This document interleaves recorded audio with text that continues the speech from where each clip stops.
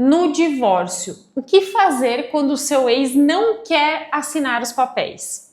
Muita gente acredita que para o divórcio acontecer, os dois precisam concordar e assinar os papéis. Mas, gente, isso é um mito. Hoje, você não precisa ficar preso ou se manter num relacionamento que já não é mais do teu interesse. Então, a lei te garante, é um direito teu de se divorciar. E se isso não for possível de forma amigável, se a outra parte, por exemplo, não aceitar o divórcio, você tem hoje meios legais de buscar que o juiz então determine ali o divórcio de vocês. A Emenda Constitucional 66 de 2010, ela alterou o artigo 226 da Constituição e ela trouxe o que, gente?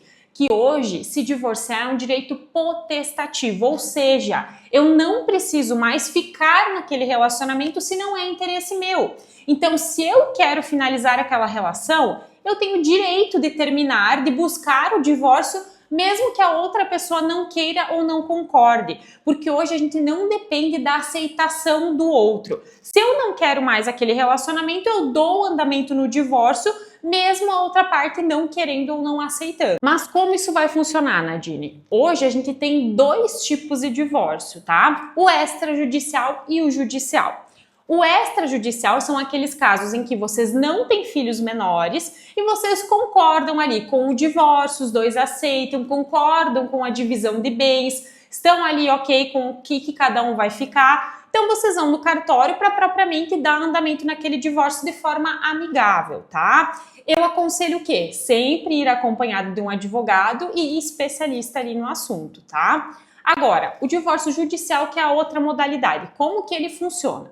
Ele vai acontecer no caso de vocês terem filhos menores. Por quê? Porque o juiz, o Ministério Público, eles têm que verificar que os direitos do filho de vocês, ali da criança, estão sendo respeitados dentro desse processo. Então eles têm que analisar se foi determinada uma pensão, se a guarda está correta. Eles vão analisar propriamente os interesses da criança, que ela seria ali a parte vulnerável da situação.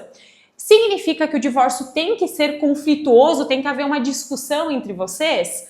Não, gente. Mesmo ali no caso de filhos menores, um divórcio judicial, ele pode ser amigável. Vocês podem entrar num consenso, fazerem um acordo e levarem isso para o juiz, para o promotor apenas homologar.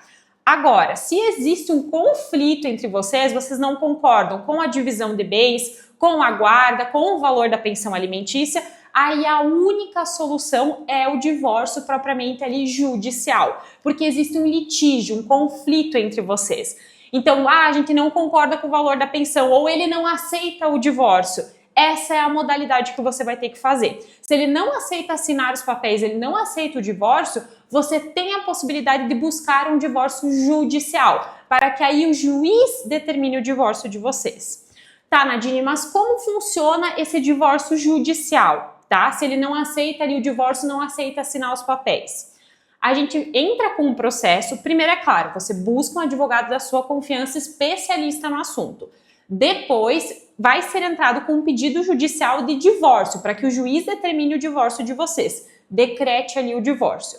Aí a outra pessoa, o teu ex, a tua ex, vai ser intimado ali, citado da existência desse processo. Então ele vai ficar sabendo que você está buscando o divórcio.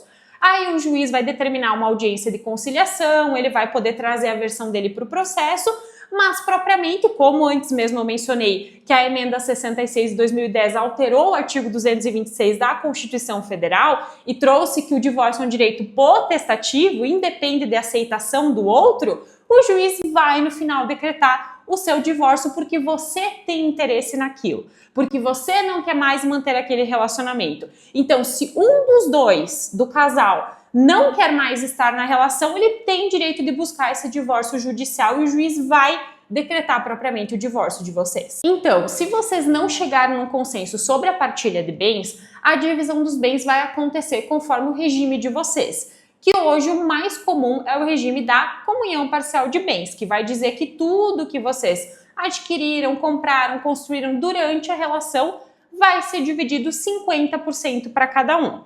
Se vocês não concordam com a pensão alimentícia, o juiz vai analisar a necessidade do filho de receber aqueles valores e também a possibilidade, os rendimentos do pai ou da mãe que vai pagar essa pensão. Em relação à guarda ou visita, se não houver ali um consenso de vocês de dias e horários, o juiz que vai determinar isso através do processo. Então essa é a grande diferença de um processo judicial. As coisas vão ser impositivas ali conforme previsto em lei. Então não vai haver um acordo de vocês em relação a isso, que é exatamente o que acontece com o divórcio. A parte não aceitando, o juiz vai lá e vai decretar o divórcio porque é um direito seu. Então, se um dos dois está pedindo, vai conseguir propriamente o divórcio. E esses bens que vocês compraram, independente de quem pagou. Ah, mas eu paguei a parcela do carro, eu paguei a parcela da casa sozinho.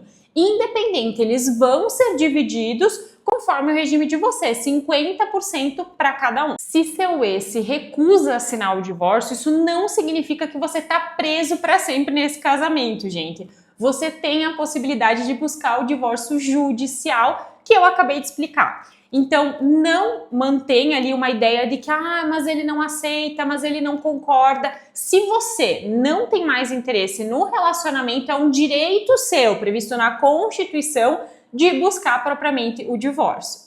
Se você acompanhou esse vídeo até o final, gostou do conteúdo, se inscreve aqui no canal para receber mais vídeos como esse. Aproveita e já compartilha com quem precisa saber e deixa seu like e seu comentário aqui também.